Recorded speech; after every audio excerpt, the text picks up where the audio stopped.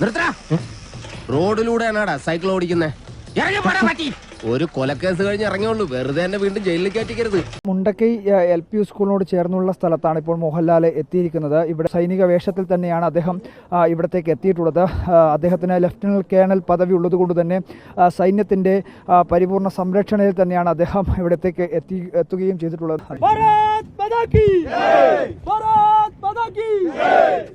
A few moments later. ഈ മോഹൻലാൽ മാത്രമേ ഉള്ളൂ കേരളത്തിൽ ഇത്രയും ഉളുപ്പില്ലാത്തൊരു മനുഷ്യൻ, അല്ലെങ്കിൽ ബോധമില്ലാത്ത മനുഷ്യൻ തോന്നിപ്പോകുന്ന രീതിയിലാണ് വയനാട് പോയി പ്രത്യക്ഷപ്പെട്ടത്.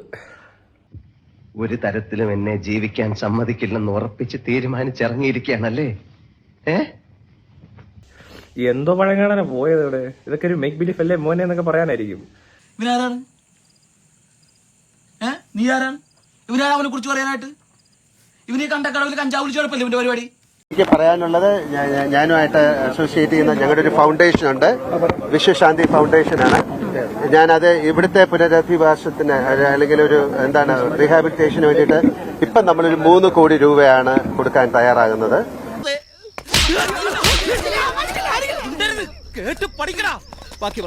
തീർച്ചയായിട്ടും അത് കഴിഞ്ഞിട്ട് പിന്നെ അതിന്റെ സ്ഥിതിഗതികൾ നിരീക്ഷിച്ചതിന് ശേഷം വീണ്ടും ഇവർക്ക് എന്തെങ്കിലും പണത്തിന്റെ കാര്യങ്ങൾ ആവശ്യമുണ്ടെങ്കിൽ വിശ്വശാന്തി ഫൗണ്ടേഷൻ വീണ്ടും പണം കൊടുക്കുന്നതാണ്.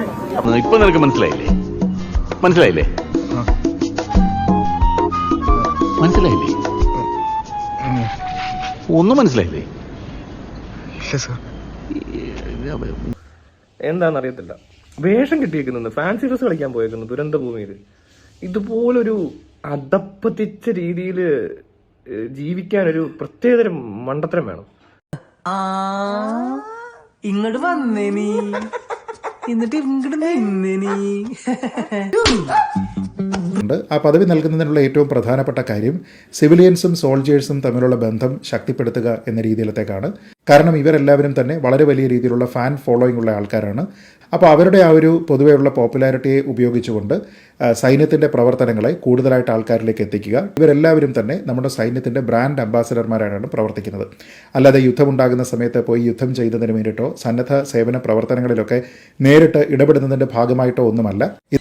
ഒരു കയ്യബദ്ധം നാറ്റിക്കരുത്. ഇനി തോന്നിയാസം പറഞ്ഞു നടന്നാലുണ്ടല്ലോ നാട്ടിലടിച്ചാൻ സൂപ്പാക്കും. എന്തു വേണ ചെയ്തോ, പക്ഷെ ദേഹോപദ്രവം ഏൽപ്പിക്കരുത്.